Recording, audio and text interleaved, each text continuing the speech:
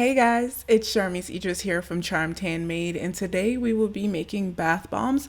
I will be using this rose mold here, so I will not be using the typical bath bomb mold, and this recipe is actually formulated for this mold, or for cavity molds in general. I will also be trying it out on this little molecule type mold just to see if I can make a bath bomb hard enough so that I can pop it out of this mold, because this is a very popular mold for candles right now and I have a lot of them, so I just wanted to see. And here are the measurements for today's video. Just make sure you check out the blog post below as well, because I will have the instructions and some substitutions.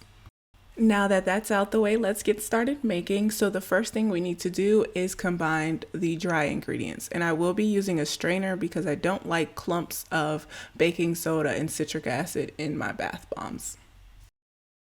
To make a bath bomb, you truly only need 3 or 4 ingredients. So really, you need the baking soda and the citric acid, because that creates the reaction, the fizzy reaction that you see in the water.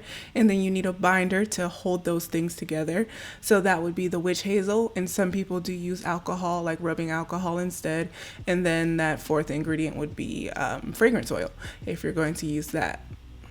And as you can see, I used a couple more ingredients that are not needed, but I absolutely love them and my customers do as well. So I also added Epsom salt, which you can see is the leftover in the strainer. Once I get all of those big clumps of baking soda and citric acid out, I'll still have a little bit of the Epsom salt in the strainer just because it's more coarse. But I like adding Epsom salt to my bath bombs because it helps relax muscles and relieve pain. And you'll also notice that the recipe calls for kaolin clay. In this case, it is used to harden my bath bombs. And I know that there are a couple different ingredients that you can use to harden bath bombs, but this is my absolute favorite. And a little bit later in the video, I'll also let you know why I add the carrier oil and also the polysorbate 80. Once all of your dry ingredients are combined, make sure you just mix those up. You can do it with a whisk or by hand. You see I did both here. I will also add the mica to this stage, but I will say if you add it here, you really won't know what color your bath bomb will be. So you can also add it after you've added your liquid ingredients, and you'll see me add some more there too. The mica that I'm using today is Flash Dance from Mad Micas, and I'll be sure to put that in the description below for you. And I'm just using my measurement spoons from TKB Trading to add a pinch, a literal pinch of mica to my mixture.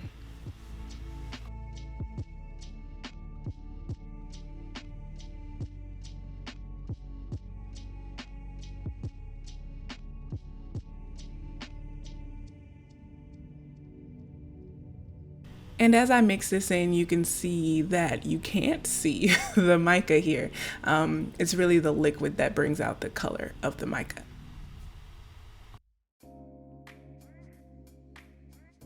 If this is your first time making bath bombs, it is very important to note that the witch hazel will activate the baking soda and the citric acid mixture. So if you just straight up pour the witch hazel into the mixture, it will start to bubble up. And there are a couple ways to prevent this or slow it down a little bit, but today I'm just going to add a little dent into my mixture and add my sunflower oil. And I'm adding sunflower oil because the clay does soak up moisture, and I don't want my bath bomb to be too crumbly. But most of all, I actually add carrier oil to give that silky feel. So I'm going to add that in. And then I'll add in my fragrance oil, and today I'm using Gardenia Peach from Brambleberry.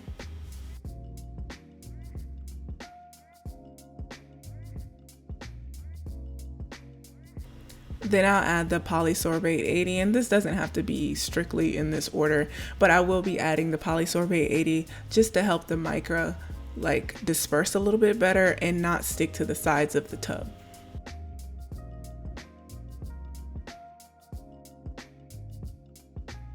And then lastly, on top of all of that other liquid, I will add my witch hazel and then mix it in.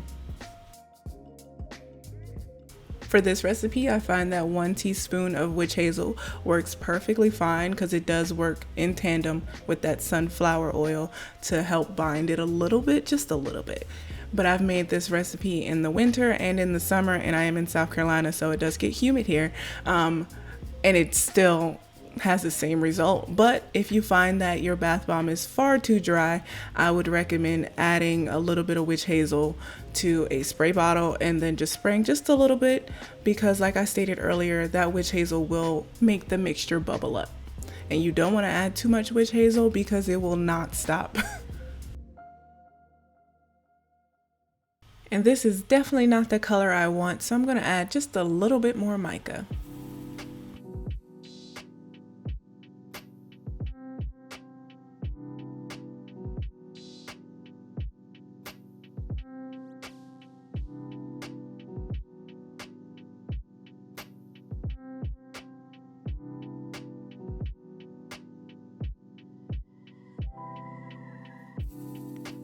Now that everything is fully mixed together, I'm going to pack the powder into the cavity mold. And when I say pack it in there, I really mean pack it in there.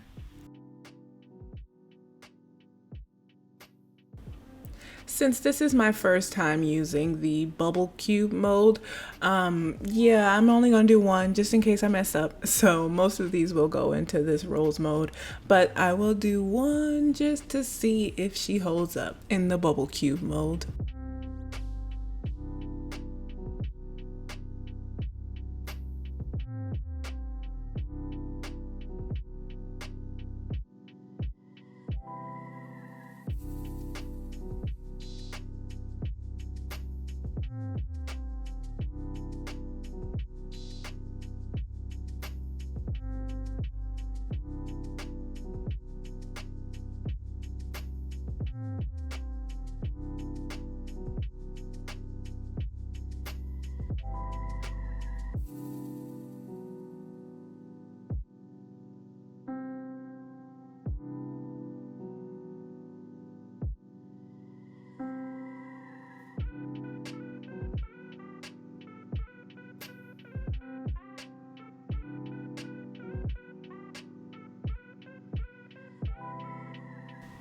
Now I'm going to let my bath bomb sit for the next 24 to 48 hours in that mold, and then I'll come back and pop them out. But before I show you the results, let me shout out my people over on Patreon, and make sure you check out their links in the description below.